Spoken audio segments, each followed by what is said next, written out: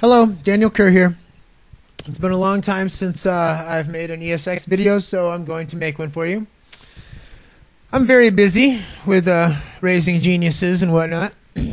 By the way, Carillon Audio is a good place to get some ESX tips. I don't know how exactly to spell it offhand. That guy wants me to do an interview also. If you're watching, I'll get it done soon. All right, let's take a look at the gear. This is what I got set up right here. First, I'm going to go through the gear. I'm going to show you. I'm going to go through some tips and some stuff that I've learned. And I'm also going to play some music at the end. This is my setup. I have this crappy, this Velcroed, Dan Electro guitar pedal. Okay. I have the ESX, of course. Here, let me fix this. Got the ESX. I got the Electro Harmonix 2880 looper, multi-track MIDI locked looper, which I love. I have the PSR 36, which is my favorite home keyboard. Now, lots of the PSS series and Yamaha have the digital FM synthesizer, and some even with some sliders. But this is the only one with the sliders that has MIDI, and this is a PSR 36, not a PSS. It also has 61 full-size keys. Now, to set the MIDI channel on this guy, you hold the MIDI button down and the horn, sax horn preset, and then you touch the corresponding key. That's MIDI channel 2, because it's the second key in, up into the first 16 keys. It's a really weird way of doing it. Right now, though, I'm going to set it back to MIDI channel 5, so that keyboard part 2 on the Korg ESX does not trigger it straight away. Now, that's what I'm doing. I'm going to sequence the PSR 36 with the with keyboard part 2 on the Korg ESX. Now, keyboard part 1 I usually reserve for bass lines, and then all these are drums, and then here I've got some stuff going on and some slice parts, whatever. What I do here is I am going to be running MIDI out to the looper, so everything's going to be in time, and then MIDI through to the PSR 36, so that keyboard part 2 is sequencing it, and then the audio goes into the the guitar pedal. I can have it on or off, it doesn't matter. And then the audio goes into the looper, so I can actually sequence loops off of this guy, change voices, sequence different loops, carry over loops from one pattern to the next and whatnot. It's a pretty sweet way of working. Now, here's a couple of things. This is a sample set that I'm going to be selling as well. Now, when I go into the sample set, now did you hear that noise? That's from the guitar pedal. I need to put a gate between this and the audio in. Regardless, these are the samples I got going on this time around. I have a bunch of kick drum samples. I'm not going to play them all, but you can just get a taste.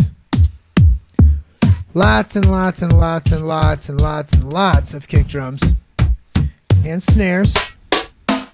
Again, I'm not playing them all. I'm just going to pick and choose. Lots of hats. Lots of percussion. Lots of beats.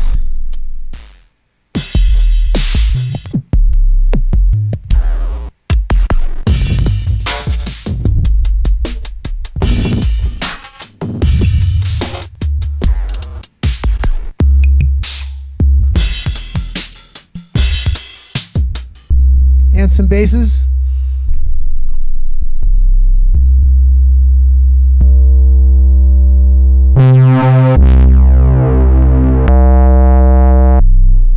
Again, I'm not going to play them all.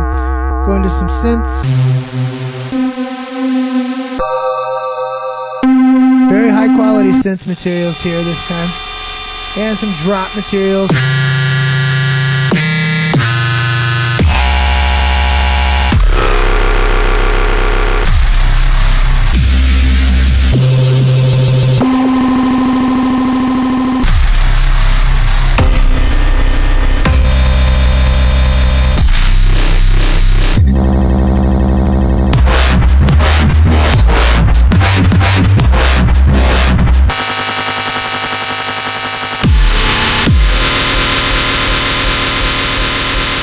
And what I call metal step drops.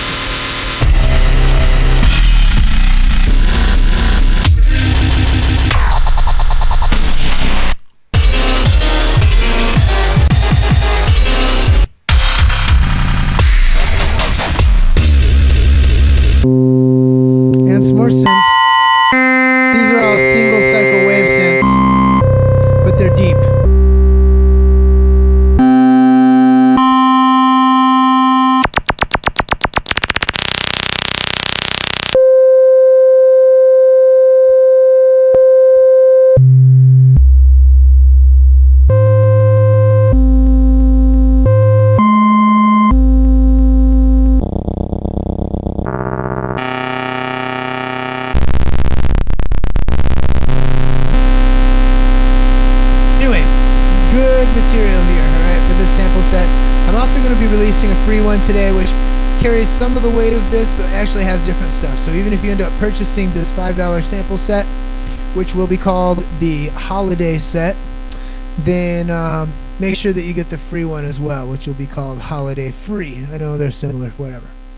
So, another thing, some people have asked me how I can pick and choose from my sample sets to create a sample set, and they want to know things about the Open Electribe editor. I love the Open Electribe editor. I use it all the time. I use it to put these sample sets together, and it's a fantastic and very, very good piece of software. But all you got to do is you got to put the sets that you want to draw from onto a card, and then put it down into the ESX. And you want to not use the Open Electribe editor. You want to basically start up from a new set, which is turn the machine off and turn it back on while holding right and solo, and that will initialize the machine and remove all the samples, right? Then you go to global, and you go to, you hold shift and pad 16, which is card, and it'll say load, and you hit it, load, yes. And it'll scan the card, it'll say load all. No, you don't want to load all. You go to the samples, right, E sample, and you hit 16 again, and then it'll give you a list that you can scroll through of the different sets that you have loaded onto the card. Now, if you want to hear the samples before you audition them, you go to one of the sets. We'll go to WobWed, which is Wobble Wednesdays. You hit yes. And then you can scroll through the samples, right, and then you can hit the play button to audition them. Yeah. All right.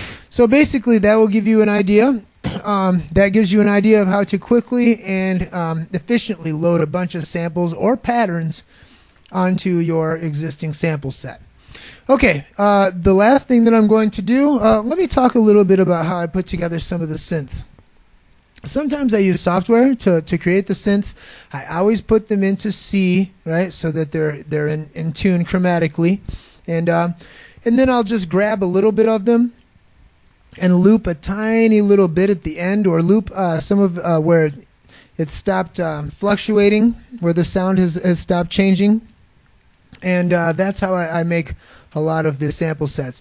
In Ableton Live, I use the sampler a lot of times because where the loop point is, when I'm creating the synths, a lot of times there's a chop, blah, blah, blah, blah, blah, right? They have a crossfade option, which really makes it very, very sweet. And then I'll just record a little piece of that, drop it into the sampler, and loop it in here by hand. And it usually is a lot smoother. So I guess I'm going to play some music for you now. Using my new setup, I really like the way things turn out here, and yeah, enjoy.